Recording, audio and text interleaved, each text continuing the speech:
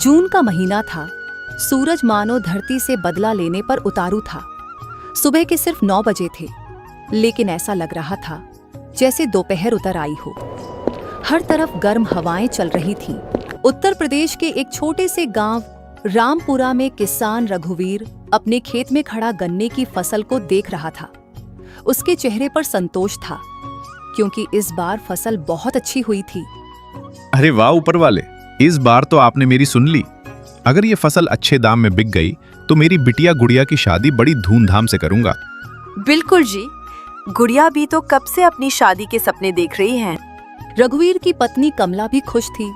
दोनों ने सालों की मेहनत से ये फसल तैयार की थी। इस बार किसी के आगे हाथ फैलाने की जरूरत नहीं पड़ेगी, सब इंतजाम अपने दम पर होगा।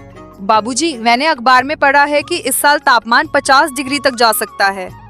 जितनी गर्मी पड़ेगी उतना ही गन्ने का भाव बढ़ेगा बेटी।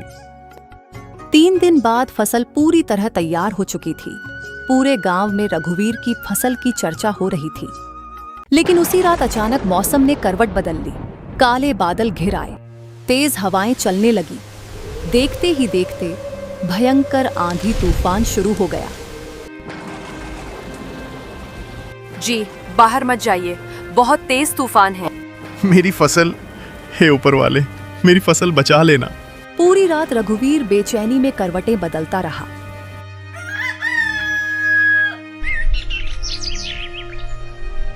सुबह होते ही वह दौड़कर खेत पहुंचा, लेकिन वहां का नजारा देखकर उसकी आंखों से आंसू निकल पड़े। नहीं नहीं, हे ऊपर वाले, ये क्या हो गया? पूरे खेत में गन्ने की फसल जमीन पर बिछी हुई थी। महीनों की मेहनत एक रात में बर्बाद हो गई थी। अब मैं अपनी बेटी की शादी कैसे करूंगा? दुखी मन से रघुवीर गांव की ओर लौटने लगा। रास्ते में पीपल के पेड़ के नीचे एक बूढ़ा साधु बैठा था। बेटा, बहुत प्यास लगी है, थोड़ा पानी मिलेगा क्या? रघुवीर के पास पानी नहीं था। बाबा, पानी तो नहीं है, लेकिन ये गन्ना ले लीजिए। इसका रस आपकी प्यास बुझा देगा। साधु ने गन्ना खाया और मुस्कुरा दिया। बेटा, तेरे दिल में दया है, इसलिए ऊपर वाला तुझे खाली हाथ नहीं लौटाएंगे। बाबा, मेरे पास बचा ही क्या है? तेरी फसल गिरी है, खराब नहीं हुई। इस भीषण गर्मी में लोग पानी के लिए तरस रहे हैं। क्यों ना तू गन्ने का जूस बेचने का काम शुरू करे? साधु की बात सुनकर रघुवीर सोच में पड़ गया। याद रख बेटा, मुसीबत रास्ता बंद नहीं करती, नया रास्ता दिखाती है। रघुवीर की आंखों में उम्मीद की एक नई किरण चमक उठी। वह तेजी से घर की ओर दौड़ा ताकि कमला और गुड़िया को अपनी नई योजना बता सके। रघुवीर तेजी से घर पहुंचा। उसके चेहरे पर सुबह वाली मायूसी नहीं थी। अब उसकी आंखों में उम्मीद की चमक दिखाई दे रही थी। अरे जी, क्या हुआ? आप ऐसे दौड़ते हुए क्यों आए? कमला, ऊपर वाले ने हमारी सुन ली। क्या मतलब? रास्ते में एक बाबा मिले थे। उन्होंने ऐसा उपाय बताया है जिससे हमारी गुड़िया की शादी भी होगी और फसल का नुकसान भी पूरा हो जाएगा। बाबूजी, जल्दी बताइए ना। हम गन्ने का जूस बेचेंगे। ये सुनते ही कमला और गुड़िया एक दूसरे का मुंह देखने लगी। लेकिन जी, जूस निकालने की मशीन और ठेला खरीदने के लिए पैसे कहाँ से आएंगे? रघुवीर चुप हो गया। सचमुच उसके पास 1 रुपया भी नहीं बचा था। तभी गुड़िया अंदर गई और एक छोटी सी कपड़े की पोटली लेकर वापस आई। बाबूजी, ये लीजिए। ये क्या है बेटी? मेरी शादी के लिए जो पैसे मैं कई सालों से बचा रही थी। नहीं बेटी, ये तेरी शादी के पैसे हैं। अम्मा, अगर बाबूजी का काम चल पड़ा तो शादी के लिए इससे कहीं ज्यादा पैसे आ जाएंगे। रघुवीर की आंखें भर आईं। ऊपर वाला हर बेटी सबको तेरे जैसी दे। अगले ही दिन रघुवीर पास के कस्बे गया और एक पुरानी जूस मशीन तथा लकड़ी का ठेला खरीद लाया। उसने ठेले को साफ किया, रंग करवाया और सामने बड़े अक्षरों में लिख दिया, 10 रुपए में गन्ने का जूस। गांव के मुख्य चौराहे पर एक बड़े बरगद के पेड़ के नीचे उसने अपना ठेला लगा लिया। दोपहर के लगभग 2 बजे थे। गर्मी इतनी ज्यादा थी कि सड़कें तक तप रही थी। अरे रघुवीर, अब खेती छोड़कर दुकानदारी शुरू कर दी क्या? क्या करे मास्टर जी, पेट और बेटी की शादी दोनों का सवाल है। अच्छा चल, एक गिलास जूस बना दे। रघुवीर ने ताजा गन्ना मशीन में डाला उसमें नींबू और पुदीना मिलाया और एक बड़ा गिलास भरकर मास्टर जी को दे दिया। मास्टर जी ने जैसे ही एक घूंट लिया, उनकी आंखें चमक उठी। अरे वाह, मजा आ गया। इतनी गर्मी में इससे बढ़िया कुछ नहीं हो सकता।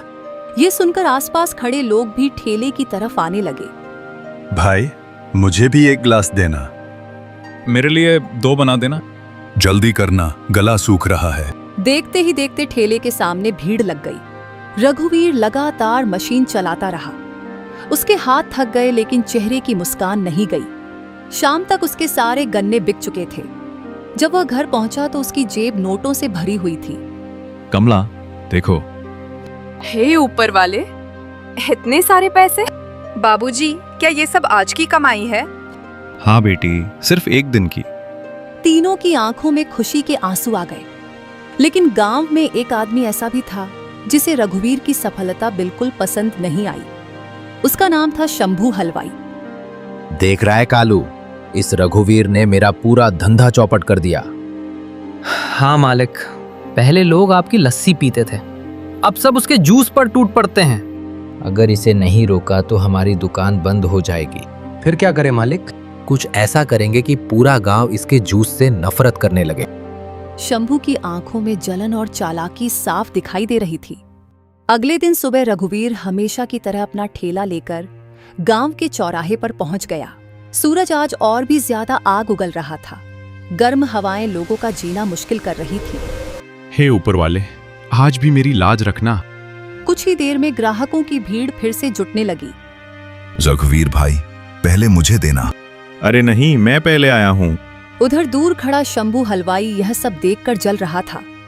कालू, अब समय आ गया है। जी मालिक। कालू गांव के एक शराबी आदमी भोला को लेकर आया। बोलो, क्या काम है? बस इतना करना है कि रघुवीर के ठेले पर जाकर हंगामा मचा देना। और बदले में? ये लो, 300 रुपए। काम समझो हो गया। थोड़ी देर बाद भोला लड़खड़ाता हुआ रघुवीर के ठेले पर पहुंचा। ओ जूस वाले, एक बड़ा गिलास देना। अभी देता हूँ भाई। रघुवीर ने जूस बनाकर उसके हाथ में दे दिया, लेकिन जैसे ही भोला ने एक घूंट लिया, उसने नाटक शुरू कर दिया। थू थू, ये क्या पिला दिया? आसपास खड़े लोग चौंक गए। इसमें तो बदबू आ रही है, लगता है सड़े हुए गन्नों का रस बेच रहा है। नहीं भाई, ऐसा मत कहो, मेरे गन्ने बिल्कुल ताजे हैं। झूठ बोलता है तू। भोला जानबूझकर जोर जोर से चिल्लाने लगा। अरे, हम तो कई दिनों से यही जूस पी रहे हैं, कभी कोई शिकायत नहीं हुई। तभी वहां गांव के प्रधान हरिराम पहुंच गए। यहाँ क्या हो रहा है? प्रधान जी, ये आदमी पूरे गांव को खराब जूस पिला रहा है। हरिराम ने रघुवीर की तरफ देखा। क्या ये सच है? नहीं प्रधान जी, मैं गरीब जरूर हूं, लेकिन बेईमान नहीं। हरिराम कुछ पल सोचते रहे। अच्छा, एक गिलास जूस मुझे भी दो। रघुवीर ने कांपते हाथों से जूस बनाया। हरिराम ने पूरा गिलास पी लिया। वाह, ऐसा स्वाद तो मैंने कभी नहीं चखा। भोला के चेहरे का रंग उड़ गया। सच सच बता, तुझे यहाँ हंगामा करने के लिए किसने भेजा है? माफ कर दीजिए प्रधान जी, मुझे शंभू हलवाई ने भेजा था। भीड़ में खड़ा शंभू यह सुनते ही घबरा गया। शंभू, सामने आ। शंभू कांपते हुए आगे आया। मुझसे गलती हो गई प्रधान जी। गरीब की मेहनत से जलने वालों को गांव में जगह नहीं मिलेगी। प्रधान ने पंचायत की तरफ से शंभू पर 5000 रुपये का जुर्माना लगा दिया। ये पैसे रघुवीर को दिए जाएंगे। धन्यवाद प्रधान जी। शाम को रघुवीर जुर्माने के पैसे और अपनी कमाई लेकर घर पहुंचा। लगता है आज फिर अच्छी कमाई हुई। ऊपर वाले की कृपा से सब अच्छा हो रहा है। बाबूजी, अब तो मेरी शादी पक्की हो जाएगी ना? बिल्कुल बेटी, अब कोई चिंता नहीं।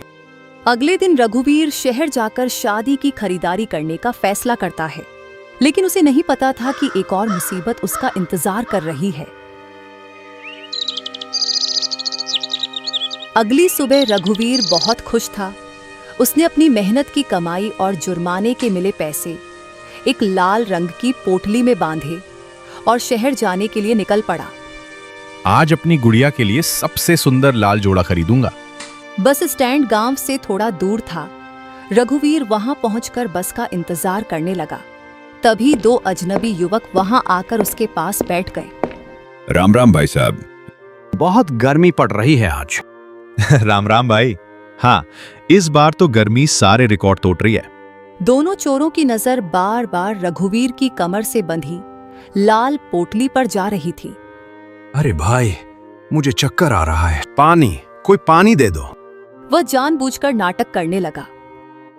घबराओ मत भाई, पास में कुआं है, मैं अभी पानी लेकर आता हूँ। जैसे ही रघुवीर पानी लेने गया, दोनों चोर उसके पीछे चल पड़े। कुएं के पास पहुंचते ही उन्होंने मौका देखकर रघुवीर को धक्का दे दिया। रघुवीर जमीन पर गिर पड़ा और उसकी कमर से बंधी पोटली छीनकर दोनों जंगल की तरफ भाग गए। अरे मेरे पैसे, कोई रोको उन्हें। उधर दोनों चोर तेजी से जंगल के अंदर भागते चले गए, लेकिन दोपहर की भीषण गर्मी में उनकी हालत खराब होने लगी। भाई, अब नहीं चला जाता। तभी उन्हें दूर एक बूढ़ा साधु दिखाई दिया। क्या हुआ बच्चों? बाबा, पानी मिल जाएगा, लेकिन पहले सच बताओ, ये पैसे किसके हैं? दोनों चोर एक दूसरे का मुंह देखने लगे। ये मेहनत की कमाई है, किसी गरीब बाप की बेटी की शादी का पैसा है। हम पैसे वापस कर देंगे। तब लो, पानी पियो। दोनों ने जल्दी जल्दी पानी पिया, लेकिन जब उन्होंने दोबारा सिर उठाया तो साधु वहां नहीं था। अरे बाबा कहाँ गए? लगता है वो कोई साधारण इंसान नहीं थे।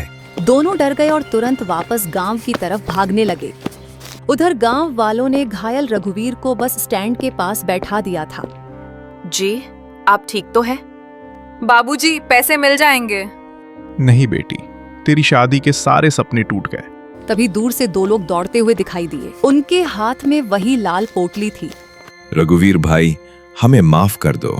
ये रहे आपके पूरे पैसे। रघुवीर हैरान रह गया। तुम लोग वापस क्यों आए? हमें अपनी गलती का एहसास हो गया। ऊपर वाले ने हमें सही रास्ता दिखा दिया। दोनों चोरों की आंखों में पछतावा साफ दिखाई दे रहा था।